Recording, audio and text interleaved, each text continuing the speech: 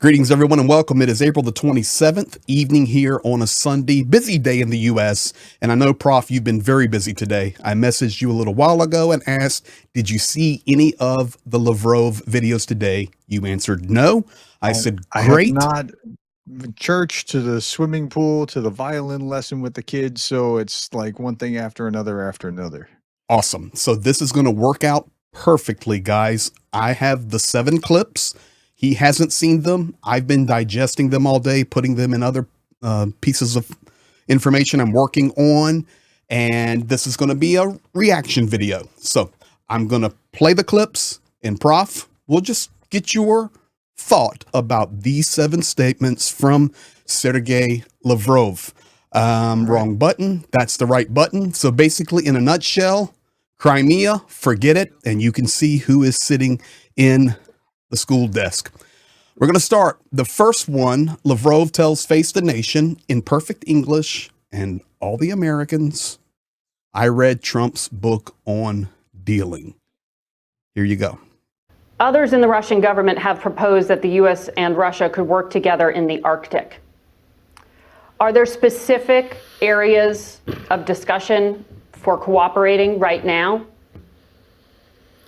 You always want me to disclose things. Well, this was a public statement. Things which might be discussed by respective officials of Russia and the United States, by those who are responsible for trade, economic cooperation, investments, and so on and so forth. How do you expect a participant of negotiations which are still to reach some kind of specific understanding to disclose details in public? It is not serious. I'm just asking what you think the potential is. I read President Trump's book, The Art to Make a Deal, and he doesn't advise to disclose information before it's time. So I've read The Art of the Deal too. I read this years ago, like 20 years ago. It wasn't that good of a book either. It was a seemingly poorly written book. It was ghostwritten by Tony Schwartz, and it was just kind of following a day in the life of Trump, or like, here's the deals that he's making day over day, or that sort of thing. But okay, I mean, all she's asking was just, do you think something's going to happen, and not, should I disclose or not disclose? But Lavrov's a really savvy guy too. I mean, I don't like him any further than I can throw him, but I mean, he's really good at what he does, unfortunately. Yes. So why is referencing the art of the deal seems more of a nod to stroking Trump's ego than anything having to do with anything along the reasons that he said. So that's just kind of weird. That's exactly what he's doing. Secondly, before we get into the other clips, I remind you and everyone watching on Professor Gerda's channel and mine that this was on Face the Nation this morning, and Lavrov is speaking in wonderful English. He will own this entire conversation, and Americans are listening to this. We have nobody on Russian state television from America speaking in Russian to the Russians, I promise you. So here we go. Clip number 2. What about a ceasefire? Ukraine accepted on March 11th that idea of a U.S. brokered ceasefire without preconditions. You're saying the preconditions are a negotiation to end something else? No, it is not a precondition. It is the lessons learned after at least 3 times the deals similar to the one which we are discussing now. Yeah. But Russia has not accepted that call for a ceasefire. The Ukrainian regime with a strong support from European capitals and Biden administration. If you want a ceasefire just to continue supply arms to Ukraine, so what is your purpose? You know what Kaja Kallas and what's his name, Mark Rutte said about the NATO ceasefire, Secretary General and the European Union. They bluntly stated that they can support only the deal which at the end of the day will make Ukraine stronger, would make Ukraine a victor. So if this is the purpose of the ceasefire, I don't think this is what President Trump wants. This is what Europeans, together with Zelensky, want to make out of President Trump's initiative. There you have it about the ceasefire. So what they do is they hold up a mirror and they say whatever you're doing, that's what we're doing. That's how they do this all the time. Like they always accuse their opponents of the very thing that they're doing. Oh, Zelensky, you can't trust him to make a deal because he says no to giving up Crimea. Well, you just said no to giving up the other 4 oblasts and Crimea. What? How is that different? The difference, I think, here is he is on our television in our backyard. No, I understand, but when he says, There's- like what the Russians do is they accuse the other side of exactly the same thing that they're doing very often. Okay, but completely agree, 100%. My point in this is a win, mega win for Russia when he can come on our television and get that out in English and stroke Unchallenged. Trump. Unchallenged. Yeah. But not That's only the key. That's the problem, because she should have really taken him to task for that. And unless she did in the next clip, that's the problem. She can't. Okay, I don't know this lady, so no disrespect to her. But in a moment, you're going to actually see Lavrov correct her because she can't even pronounce. Once again, we're back to the Witkoff syndrome. Wait, just wait. All right, let's move to Concessions and JD Vance. From everything you laid out, I haven't heard from you that Russia is willing to make any concession on anything to date. She called him. No, my brief answer is you are wrong. I have What been. concessions has Russia Wait offered? Wait a second, please. I have been emphasizing repeatedly, in relation to Ukraine, in relation to strategic relations with the United States, I have been emphasizing our readiness to seek balance of interests. If this is not what your station considers readiness for negotiations, then I don't know how to be even less eloquent in trying to be brief in my answers. Well, there have been very clear, specific things said by the Trump administration, such as the vice president saying that the current lines of contact in Ukraine would freeze and end up fairly close to where troops are right now. Do you actually consider that a concession? I don't discuss publicly the details of what is being subject of negotiations. I understand that you love rumors, because rumors are played around. The Vice President of the United States said it on camera.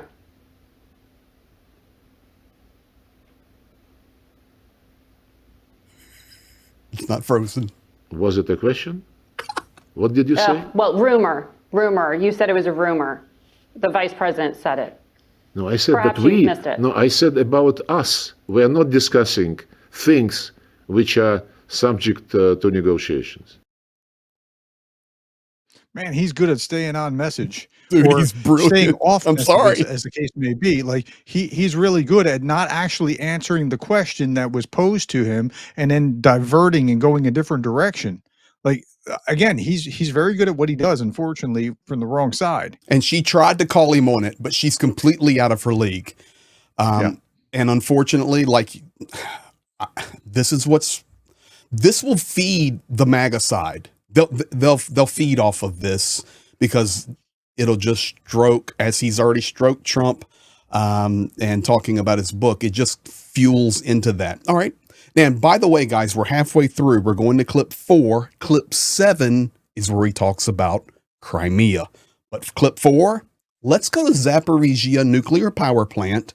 And I will go ahead and tell you to be listening for it. He corrects her on how to pronounce it. Specific things President Trump has said in public.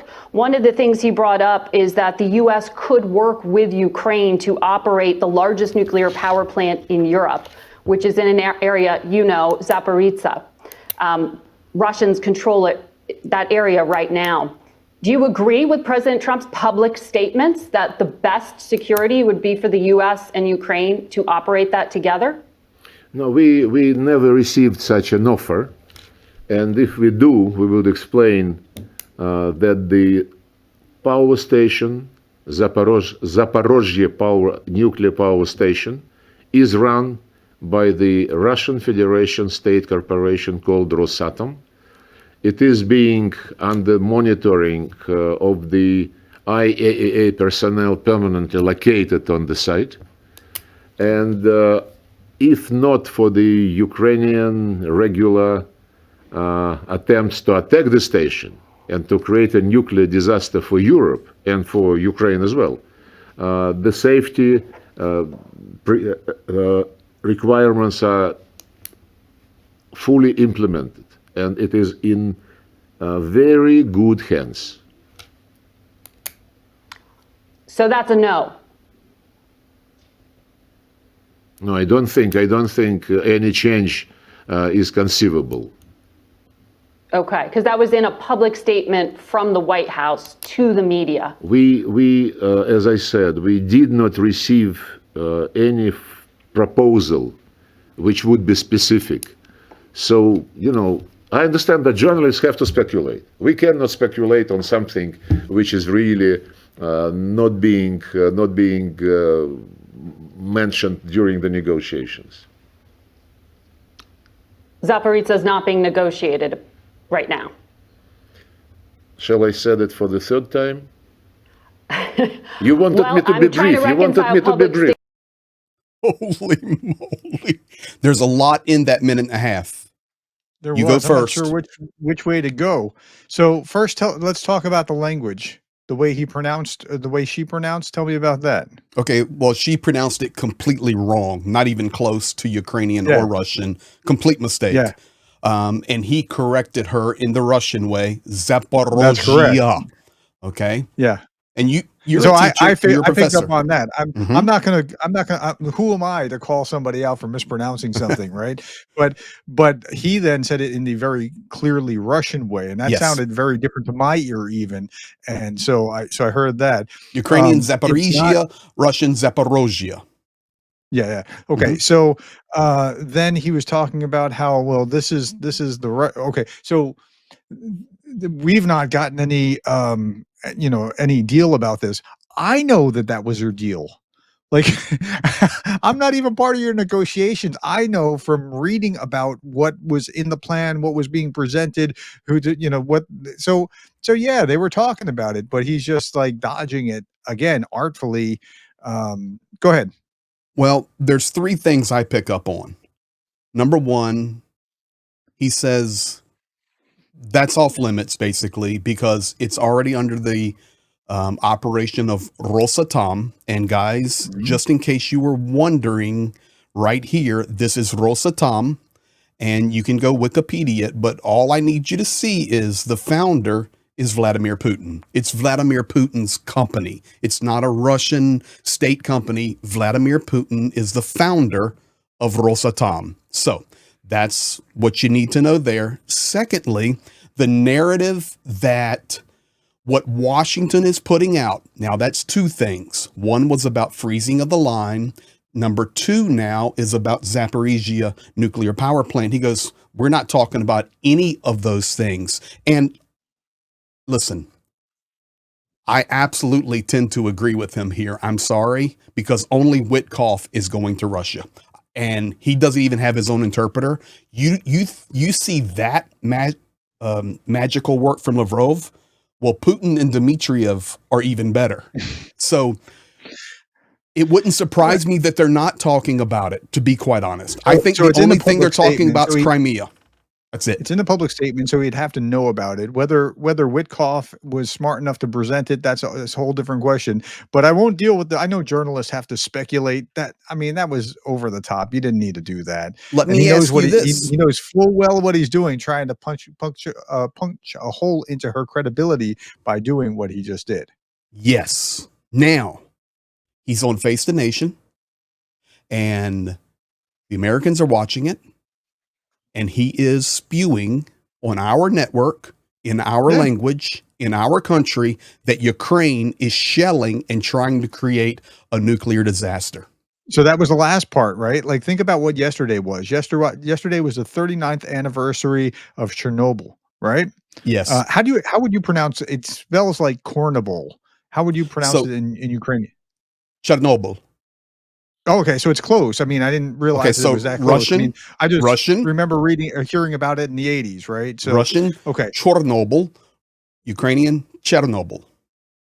Okay, so it's Mhm. actually Chernobyl. Okay.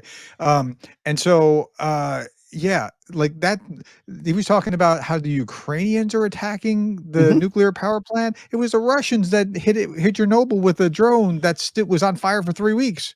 Correct. Like again, it's that mirroring effect that they do. It's just And it's the weirdest thing. it's on our Face the Nation in English, Yeah, and yeah. he is owning her. All right, number 5. Let's keep going because I know everybody wants to hear his statement about Crimea. Talking about scheduling a meeting between Putin and Trump. Right? Where is that one at? This one. So President Trump said he expects to meet soon with Vladimir Putin. What's an acceptable time and location? Why should they meet? Look, the presidents are masters of their own destiny and of their own schedule. I heard President Trump say that he is planning to be somewhere mid-May, and that after that he would be suggesting some dates. I cannot add anything else. Right. He said he was asked about meeting with Vladimir Putin specifically in Saudi Arabia, and he said most likely not. That's in mid-May, but shortly thereafter. You said the same thing as I. Right. Well, what are you planning? So we read the same newspapers and watch the same channels on TV. Right, but I can't pick up the phone and call Marco Rubio, the Secretary of State, like you can. What plans are you making for the two to meet? Look, I hope your listeners understand very well that it is not ethical for a foreign minister to prejudge, to presume what presidents might or might not discuss. Welcome to the big At least leagues. he's got some ethics. I mean, there's something to be said for that. It's a kind of a low bar, but I mean, go ahead. I have been, and you never want to use the word I, but in this one scenario, I will. Zhenya and we have been sharing for 3 years now, more than 3 years, that if you think you understand the Soviet mindset and how they negotiate and how to deal with them, and you can just do it like in some magical way you see on a movie, forget it. You're witnessing right now, and there's 2 more clips, how good they are. And we're sending Witkoff to deal with them. He's in control of that completely.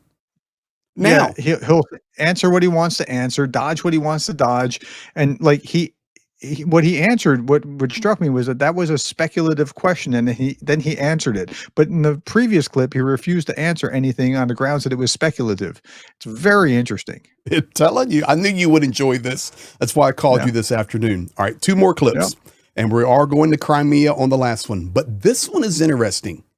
Talking about arms control, and he puts blame on the United States. Do you have any interest in arms control talks with the United States, with the Trump administration? It was the United States which broke the process of strengthening strategic stability, and as if the United States is willing to get back to this track,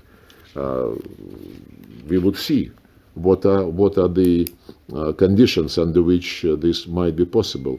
As long as in the U.S. doctrinal documents, we are described as adversary, when the officials in Washington some time ago called us enemy. So we want to understand what Washington thinks of our relationship, and whether Washington is ready for, I would emphasize once again, an equal, mutually respectful dialogue heading to finding a balance of interest. If this is the approach, everything is possible. Oh my. I mean, we're right back to this again. right? I mean, we're right back to it. So, how many Duma members have been saying the U.S. is Satan or the enemy that needs to be nuked or whatever else? Or I'm sure it's in their documents. It's all. I mean, so, but he's hiding behind it as if the U.S. is somehow the only player here that thinks that somebody else might not be right. I want to take that a step deeper for you. Yeah, go ahead. He's blaming the Biden administration and saying well, they're the ones that broke. And if Washington wants to fix it, we're here. And this is what Trump has been pushing. We're repairing this broken relationship for 3 years, no communications. So in that statement, he's stroking the Trump administration in a roundabout way. And let me add to that no reset has worked ever.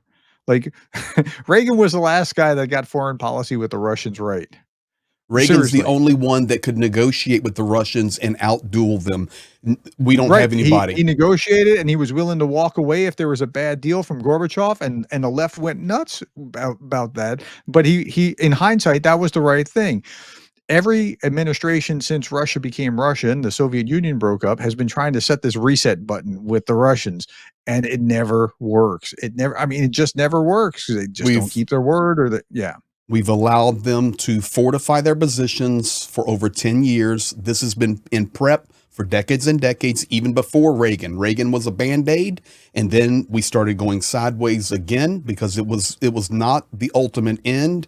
And then this war, we just stopped communicating with them. Now we're going to try to communicate with them again, and it's really, honestly, it's children trying to manipulate the master teacher. And that was a keen insight, though, that you just had, that they were speaking about the Biden administration, and then Trump followers who were thinking, well, if this was Biden's fault because Trump keeps saying it, they're going to latch onto that on Face the Nation here in the U.S. So that was actually that is exactly really what. And I remind LAVROV. you, it was Biden, and I'm not throwing blame at him. I actually was happy he made this statement. He called him a butcher. He called Putin a butcher.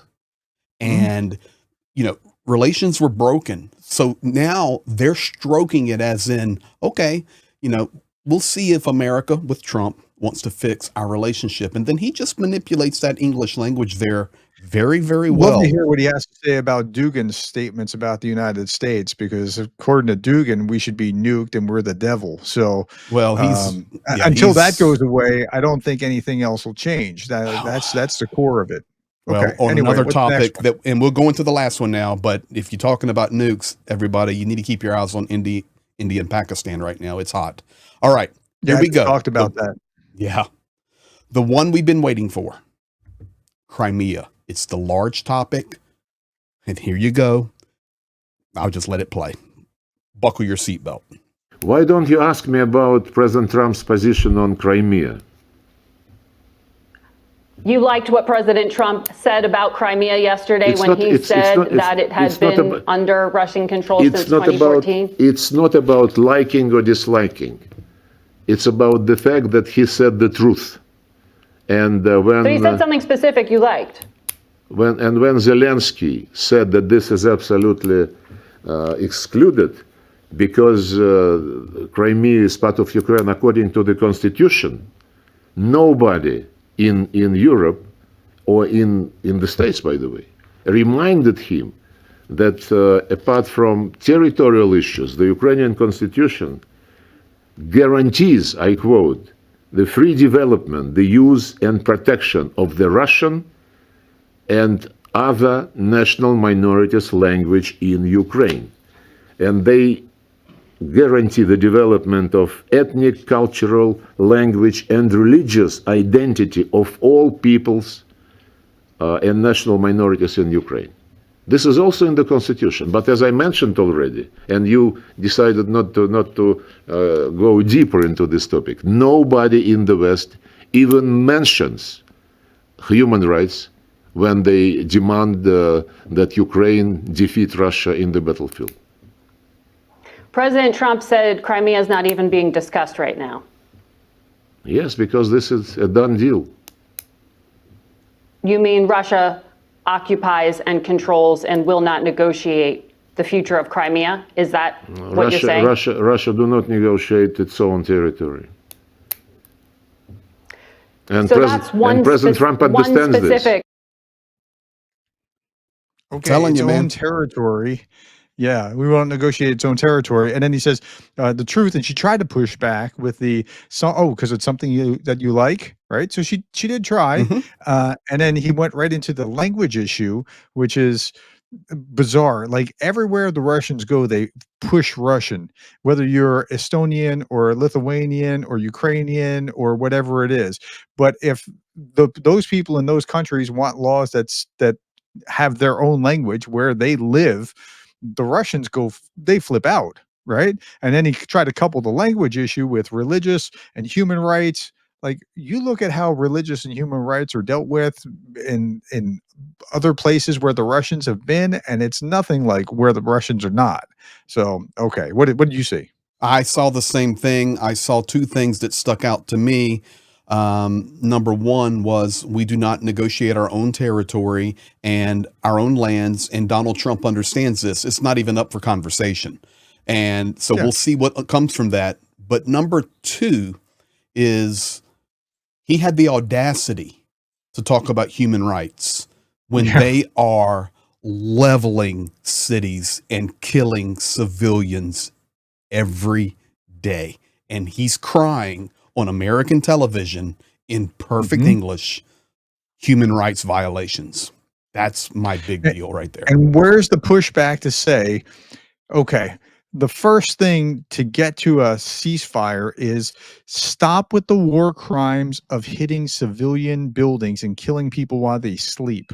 That should be like just level one before we talk about anything else. But there's not even that kind of pushback. That goes back to what he said on the other day, a couple of days ago, where if civilian targets are struck, it's because they're military targets. They then are converted magically into that's exactly right. Target. That's exactly right. So unfortunately, I mean, God bless that lady, but she was completely out of her league. And listen, she's a pro on Face the Nation. I'm not against her, but dealing with LAVROV, I would much rather it be me or you asking questions, because I would have instantly asked that. Well, let's talk about human rights, and let's talk about Sumy, and let's talk about Kryvyi Rih, and let's talk about strikes on hospitals, and go into the detail. But we don't have nobody that will push back in mainstream media. So thankful for what we're doing. Apparently, in this administration, which is sad, and that's why we're getting what we're getting. Newt Gingrich said the system that you have is perfectly geared to give you what you're getting, and that's what we're getting right now. That is what we're getting. A system that is demanding that we're getting what we're getting. Well, we'll close with this. Marco Rubio also said this morning that this week will be very important. He also said that a week ago. He also said in 3 days we'll have a decision made. Trump said in 24 hours, and in 3 days, and 100 days. But we see that last week was very important, and a lot of things unfolded. It was interesting, the timing of the passing of the Pope that allowed a meeting to happen between Zelensky and Trump. It would have never happened without the passing of the Pope. But we're seeing that, unfortunately, we're not seeing too much of a zag on the zig. This week will be very important. So, but that's a little zag, not a lot of zag. I wish there was more zag, but we'll see how that's all going to play out. Still, I'm not confident that we're going to see a lot more zag. No, if I had to project right now, the United States is on the way out the door in regard to this situation. Just my guess. I don't try to speculate, we just don't know. But we'll see. Thank you, Prof. Hope you guys enjoyed this video and the 7 comments of LAVROV. So be blessed. Catch you later. All right.